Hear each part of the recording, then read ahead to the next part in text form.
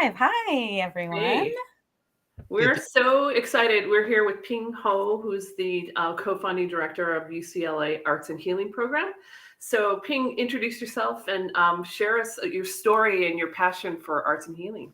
Oh, thank you. Yes. Well, so I have a lifetime of personal involvement in performing arts. It's been my mind body sanity my whole life. And so I came to this work through a curiosity about how others were using this work for well being. And I always wondered, for example, why doctors didn't use music to help calm their patients when their patients were anxious or waiting for a procedure, for example. And then when I took acting classes, I always wondered why mental health professionals did not use tools from the acting world to help access emotions, because you can access them instantly with tools Yeah. that world. And I soon discovered that there were, in fact, professionals who were using these tools. They were called creative arts therapists, and they were siloed, invisible, and uh, and I decided to showcase them in a lecture series at UCLA to see what would happen. And I found tremendous interest from the public. So one thing led to another, and I ended up collaborating with these individuals to help develop curriculum materials for the public, to empower people in the public to have tools that are accessible and inclusive and sustainable, to offer social emotional support in the community where needs were not being met. And of course, we know that with the pandemic, the needs have just escalated. Yeah. And um, and this is not a replacement for therapy. This is something that I always need to clarify. We're our work actually, we don't do therapy. So I'm going to define therapy as identifying and treating disorders. What we do is we try Mhm. to teach people how to offer socially and emotionally supportive experiences as a preventive tool, as a way of enabling a public health safety net for everyone, because can be done anywhere, in schools, in recreation centers, in healthcare settings, and so it makes this work very potentially powerful from a public health point of view. Mhm. Yeah. So, speaking about UCLA Arts and Healing and your involvement with it and your personal path, the question we thought we'd talk about today is sort of what's the relationship between creativity and mental health. And so you've clarified that it's not about therapy; it's a more of a preventative exercises and activities and lifestyle. And can you elaborate on that a little bit? Well, I do want to clarify that it can be for therapy. So creative arts therapists do therapy because they're trained in mental health and in the arts, and the integration of the two to identify and treat disorders, as well as to facilitate wellness. And we're just focusing on the piece. Our work just focuses on the preventive part. So on the parts that, so it's creative art, our work is creative arts therapies informed. In other words, we base our work on their work. However, we're only taking the parts that members of the public can use with integrity and without crossing that boundary of therapy. So I would like to share what I've discovered. For many years, it's been hard to describe what is the power of the arts, what is the reason that people should use it. Uh, and when I first started, people look at me like, okay. It took to finally go, I get it now. So I'll start by saying that the arts do have innate mental health benefits. Mhm. Mhm. And I will explain how we can get off track with that, as a culture, and then what we do to enhance those mental health benefits. So some innate benefits are very strong. One of them is it gives us a nonverbal pathway for communication. Mhm. So when people are stressed or traumatized, or they come from a culture that discourages self-disclosure to anyone other than family, or they have different ability levels, or maybe they don't speak the same language, Mhm. then verbal communication becomes difficult. And what the arts do is they enable us to express how we're feeling through channels that still are available to us, even when we are stressed or unable to talk for one reason or another. And those channels are there to protect us. For example, Mhm. visual, movement, and sound auditory channels are available, because when we are faced with a crisis, like say we're being chased by a bear in the woods, we don't want to stop and talk about it. We just have to get out of there. We need to hear what's going on. We need to see where we're going. And so those channels are still available to us, even when in trauma, for example, that we cannot access our speech center. Another thing too is that arts engage so much of the brain that it quite literally crowds out room for the stress. It calms the body and enables the upper brain, which is the part that makes decisions, connects, engages in socially constructive ways, solves problems. That whole executive part of the brain can then re-engage, because it is shut down when the lower part of the brain is protecting us from threats. We're in threat protection mode. Example, in trauma. That puts us in that state where we cannot think clearly and make decisions or engage or connect appropriately. So the arts are very powerful for that. Another thing, I once attended an integrative medicine conference where positive psychology researcher Barbara Fredrickson actually stated that the arts are uniquely capable of enhancing positive emotions. And that is the thing, that the arts can very quickly get people from just flat affect or feeling bummed out to a range of positive emotions. And this is empowering, because it gives people a sense of agency and resilience, knowing that there's something they can do to feel better. Then we have the strong connection value of the arts, that the arts are also, I believe, uniquely capable of connecting us with others in a very short period of time. So when we hold our expressive writing programs in the community, what we have seen time and time again is that a room full of strangers can become each other's closest confidants in less than an hour, which is incredible. And they share things that they've never shared with anyone before, only to discover that there's others in the room that have had a similar experience. And when you witness that kind of dynamic, it's hard not to think, why doesn't everybody do this everywhere? Right. And Yeah. we had a woman, so I have this anecdote to tell before I get to the fifth sort of element of the arts, that there was a woman who came to a trauma program that we were offering, and she looked disheveled, and she was thin, and her hair was a mess, and she sat like this with her arms crossed, and she was with her head down the entire time, and she didn't budge. And those are classic signs of trauma. She was dissociating. She really wasn't there.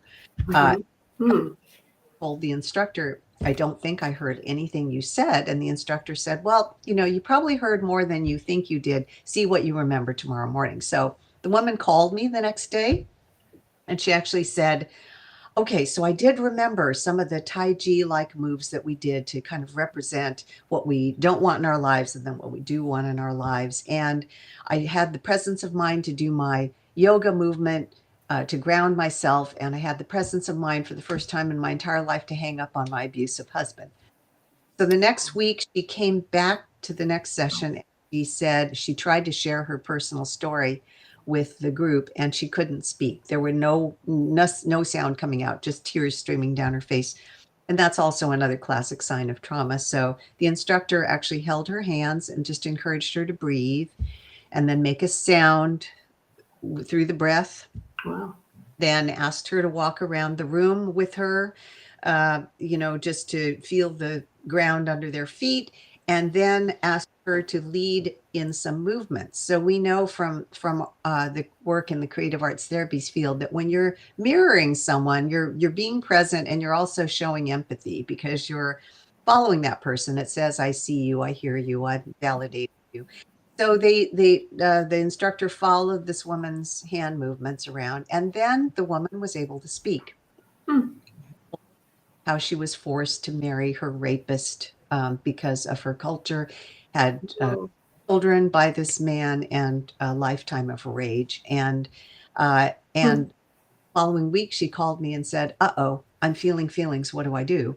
And so I said, what makes you feel good? And she said, listening to music. So I encouraged her to do that. And I don't remember her coming back to the next couple of sessions. However, she came back 2 months later to a movement program, and you wouldn't have known it was the same woman. She was smiling, she was looking at people, touching people, and glowing. And her hair was done all nicely. And I contacted a clinical psychologist who I know very well.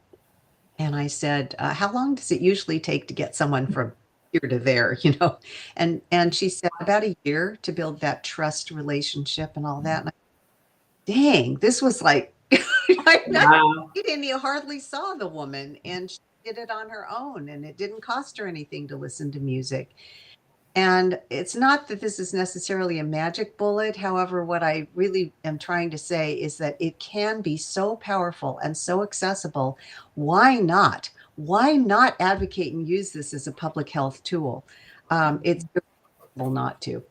And so the fifth thing that I want to point out about the innate benefits of the arts is that the cultural piece, right? We have become aware of cultural disconnection in our society, and the arts are culturally accessible. They are capable of embracing cultural differences and transcending them. So you could throw a whole bunch of people together who are of different cultural backgrounds, and they have a shared language in the arts and a shared ability to connect without the stigma of therapy. And that's incredibly important at this time, especially in our world. And so there's just, I don't see any reason not to use the arts. And so cycling back to something, Lisa, that you and I were talking about earlier, is that unfortunately, the way that the arts are taught quite often the arts are a default activity that is defaulted to teachers in school who have to do it. They weren't necessarily trained in it. And so a lot of the experiences of students when they're having their first arts experiences come with a baggage of self-judgment. That's right. For sure. And that judgment can happen in really subtle ways. Like my daughter had a teacher who was just lovely and the kids adored her. Unfortunately, the teacher put only representational art on the wall. So any student who was expressing themselves in more abstract ways never got their art put up. Wow. Yeah. Those interpreted themselves as not being artists very early in life. And so there are many ways in which we stop expressing ourselves creatively. And one thing I've noticed when I talk to adult audiences, invariably when I ask, who has ever said to themselves, I can't sing, act, dance, draw, or write, and then every hand goes up in the room. Who knows somebody who does it and they're not very good at it, they do it anyway because they love it, and every hand goes up. And that's birthright. And unfortunately, we stop participating because we've judged ourselves as being not good at it. And I've noticed this very interesting phenomenon. I took an arts integration training that was being offered by Los Angeles Unified School District, and I chose the upper elementary track. And I noticed that activities that are designed for upper elementary youth are perfect for general adult. And I thought, why is? And then I started thinking about all the self-judgment with me when I'm working with adults. And I have decided that it's because we stop expressing ourselves in upper elementary, because that's the developmental age range where we start caring about what other people think. Mm. And so we're frozen in time at that comfort level. When we back to it later, that's where we left off. And that's why activities for upper elementary youth are perfect for the general public adult. So that's really, really interesting. Yeah, I completely agree. Yeah. And then we get onto the issue of, okay, so now we have self-judgment. We know the arts are powerful. We have all this self-judgment. What do we do about it? And I think that this is where our work comes in. We teach people, for example, non-judgmental language in talking about art. So typically we fall back, and I do this all the time. In fact, we tell people it's okay to make a verbal mistake. Just correct yourself when you say it. Of saying, good job, I like it, it's beautiful. and all these things trying to make the other person feel better. And then there are all these unintended consequences that go with that. There's performance anxiety, and then the self-judgment, um, and seeking external validation, and all the things that Mm. counterproductive to health. So if we can just simply notice what we see, like literally, like, I could say, Lisa, I see a lot of colors on your shirt. Curious. I wonder if you could tell me more about that. Mhm. Rather than, oh, I really like that. Mm. So, Yeah. non-judgmental language is important, and it's especially important when we consider that many cultures have experienced a lot of judgment, not only, about who they are as individuals. And so they're carrying a lot of negative messaging in their unconscious messaging. Mhm. And that messaging we can help unwind that with neutral, non-judgmental language. And another thing is that synchrony we talked about. We do a lot of mirroring of movement, and synchrony doesn't necessarily mean I'm doing exactly the same thing as you. It can also just mean, like the yes and approach in theater. So in theater, you are not allowed to say no. When someone Mm. does something to you, you need to respond to it because it just happened to you. And then also even just call and response in the drumming world. I hear you. I'm going to play it back to you. I'm going to offer something. You play it back to me. And all of those things are nonverbal ways of saying, or are alternative ways of saying, I see you, I hear you, I validate you. And it's being seen, heard, and validated that really is healing. And that is really ultimately what we're trying to do in the arts world for well-being, is enable people to be seen, heard, and validated. Wow. Yes. Super I well said. yeah. One other piece, sort of core piece of that, which is the reflection and sharing, that reflecting on what we have experienced or created as a metaphor for life is where the lessons come, where the life lessons come, and the connection with others can really deepen. We can deepen the dialogue, and then the final additional sort of core tool that we use is having some safety measures in place, because Mhm. reactivity can trigger memories and feelings, and being prepared to address that with simple methods of how you help people feel calm.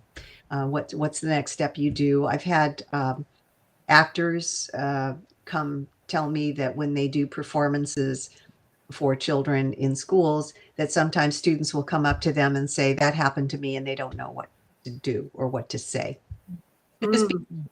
for those moments when those things happen is the other, another piece of what we do to try to Yeah. It feels to me like it's I mean, Lisa says this a lot. It's a bridge, right? Mhm. And so you're creating this bridge for people individually within themselves, right? To find their way across back to who they were, really, if you're talking about adults. And then you're finding a bridge for people to connect with each other. And then you're finding a bridge for people like performers and teachers, educators, to connect with people in a way that's productive. Because art is this boundary breaker, right? But like you said, when you break a boundary, everything has changed. And so you can't really go back, but we leave people there a lot and we don't yes help them move forward. And I love that you're adding that additional, you call them safety measures, to help people. Okay, so I hear you, right? I see you, I hear you, I validate you, and here's what we can do next. I'm not the person to talk to, but I can tell you who to seek next, right? yeah I love yeah that. That's absolutely because that's really how it works, right? It's really it's all holistic. It's not like a bunch of pieces we do feel like a bunch of pieces randomly scattered, but we yeah all are actually connected, and everything we do is connected. So why not connect them as opposed to yes separate them? absolutely that connection piece is the link to the public health value of the arts as a mental Hmm. health.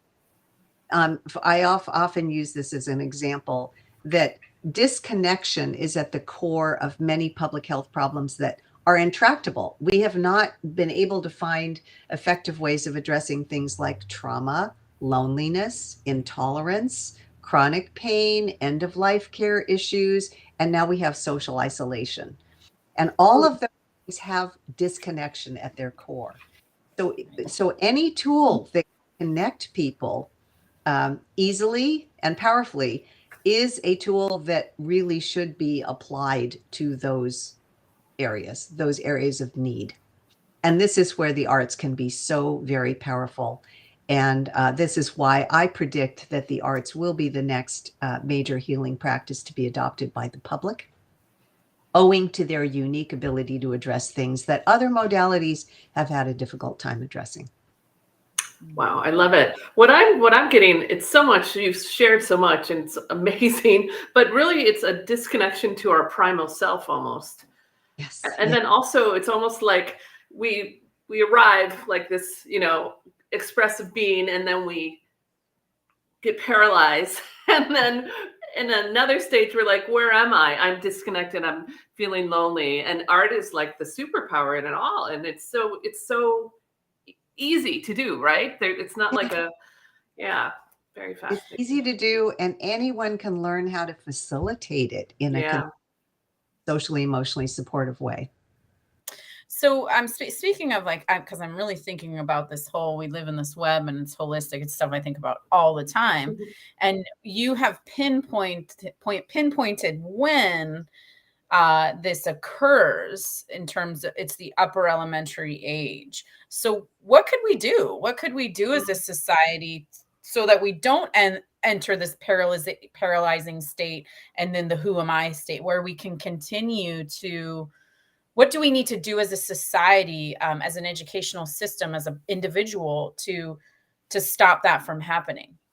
Yes, well, I think the internet is super helpful in this regard, because until we started using Zoom, for example, as a tool for education, it was more difficult for people to get the education that they need. So this podcast, for example, is super helpful. Short bits of information that teachers are literally starving for ways to help their students. And I tend to focus on schools in my work because that's where we can have a large public health impact. Start young, start with professional development for teachers, give them tools that will help them connect, and then lead them to other information on how they can deepen their connection with students through the arts. And I think, and then exposing, and then that way the students will get the benefit of that practice. And I think students are also capable of learning non-judgmental language, and that this can actually also empower and change the environment of learning to encourage more engagement. And all of these things are what teachers want. So if you start with what people want, then it will be adopted pretty quickly, because there's this neat theory called diffusion of innovations theory that says that information is passed more quickly from near peers than it is even through scientific evidence. And so all it takes is a few people who've seen the light, and then they start telling others, this worked for me, and it spreads. And I can tell, because from the time I set foot in this pond in 2004 up till now, the number of requests we get from the outside world, especially from educators, has skyrocketed. Yeah. I can definitely relate to that, because ever since, the pandemic has changed things quite substantially, like you mentioned before, and that Lisa and I have noticed that people are more, maybe it's a little desperation, I'm not sure, but they're more willing to give this a try, to scribble on paper, because man, I've tried everything else, so I might as well try this, Yes, and absolutely. Yeah. Yes, the time is in our favor right now. I think people are open, and the needs are obvious now. For many years we've had trauma. Nobody really was aware of it. Now I think it's become, you say the word trauma and people get what that means. Why do you think there was a shift? I love the shift, but why do you think? I mean, I know in COVID times we were all inside. You know what I mean? Inside ourselves and inside, lockdown. So why do you feel the shift You did know, the occur? shift started happening, it was happening already before COVID. Because And I'm actually not 100% sure how it happened. I think it maybe got to the point of a critical mass of people who Mhm. did it. And with the social media and people, there was more openness about it. I think it's mental health issues have always been kind of a shameful thing that you didn't want to talk about. And then, with the Me Too movement, I think Mhm. all of a sudden there became a willingness to just confront it and share about it. And then and now it's in our public awareness. And maybe the Me Too movement was really kind of what Oh, into high gear. yeah. Yeah, I think I think the power of sharing your story, like you talked about, rather than this idea that you keep things within a family. I think that's a really, that one seems to be breaking wide open. And if I can give credit to social media for something positive, it would be that. It would be people sort of, because then perhaps it's because it's semi-anonymous to Yes. share your story, right? You're not sitting across from someone and Mm. saying, well, this happened to me. And you're also hearing from thousands of people instead of one at a time. And so that somewhat affirmation that we need to feel comfortable with our experiences is given to us more quickly. And Yeah. so I think that has a lot to do with it. I think that as time goes on, things change and people become more comfortable with things. I think younger generations are more comfortable with talking about their emotions. Mm. I don't think that people feel like you have to be quiet about them as much anymore, and that they're not something that your anger and your rage and your sadness and your depression is not something that you need to hide, or that's something that's wrong. That, we have our friend Todd who works at LinkedIn, and they say, bring your whole self to work. Mhm. And I think that's amazing for that's what we want. And I think we're moving in that direction. And I think that that's why you'll see the arts more integrated in people's daily lives, which I'm super excited about, because Lisa and I've been imagining a world like that for a very long time, and how powerful that would be if arts were sort of sewn into the social fabrics of our everyday being. It'd be amazing. Absolutely. And then on top of that, to be able to know that we can do something to help ourselves. Right. So often we think of when people have a mental health challenge, they feel alone and don't know where to go. And unfortunately, our mental health system is so broken. I don't know who to refer people to because I don't know if that person's going to be the right fit. So on top of everything else, even if you do have access, you don't know if it's the right match for someone. And so it's a beautiful idea to be able to have tools you can use yourself or that you can use with your community or your classroom or, to make it more accessible for everybody. I love that I notion. love that. Wow. So, lastly, talk about the Expressive Therapy Summit that you created. That you're And going to be involved in. I know. So I can't take full credit for that. I can take partial credit for the Los Angeles version. So Barry Cohen founded the Expressive Therapy Summit 10 or so years ago. And a mutual colleague introduced us. And we talked on the phone for 4 years. I said, Barry, would you be willing to do it out here? And 4 years later, we decided, okay, let's go for it. Let's see if there's a demand for it on the West Side. And now we're entering our 5th year. And it's all virtual this year. So anyone can participate from anywhere. And I did also want to say that I've discovered that the arts can very powerfully be delivered in a virtual setting. Yes. Of course, yes, we do lose a little something. However, it's still valuable, and that there's that benefit of being a little anonymous, like Lauren was saying earlier, Mhm. that people can, if they're having a really hard time, they can turn off the camera. So it gives people a little bit of privacy for Mhm. information. So this summit is going to have 100 workshops or 100 plus workshops, all different art forms, addressing all different age groups, populations, things for well-being like mindfulness, and things on the other hand for, therapists who are working with clients who have anger issues, whatever it is. It's a full spectrum of arts experiences. And the very best way for anyone to understand this work is to experience it. And I think that ultimately, Lauren, earlier you asked, and what can we do about this issue of self-judgment? And that is offer experiences.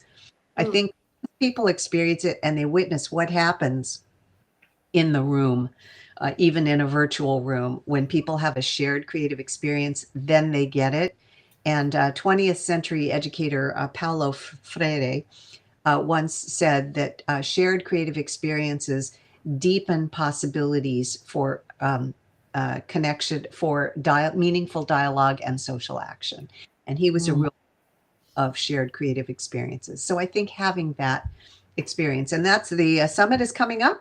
It's coming up next weekend, and it's going to be 4 days, and then it's going to occur another 4 days in April and yet another 4 days in April. So you have 3 long weekends with little breaks in between to participate and find something meaningful for you to use. Amazing. Awesome. We'll definitely include links in all the descriptions for all the different places we put this thing for people to check it out. I want to say thank you for taking the time. Thank you. That was such a lovely conversation. And that is, we have a free monthly series too. It's called Hope Series, Healing Online for People Everywhere, which we started at the beginning of the pandemic. And we have 2 sessions coming up, one on our social versus our self-identity through mask making, and then one on diversity, on let's see, what is this? It's claiming social justice. Anyway, it's using art to advocate for social justice. And so we invite people to come on a monthly basis for free, and then they're recorded and they can be viewed afterwards, just like these podcasts are, for increasing access. I love it. It's like the why not experience it. Experience it, why not? I love that. Awesome. Okay, well, everybody check it out, find what works for you, and we will talk to y'all again soon. Thanks so much. Thank you so much. Thank you. Thank you.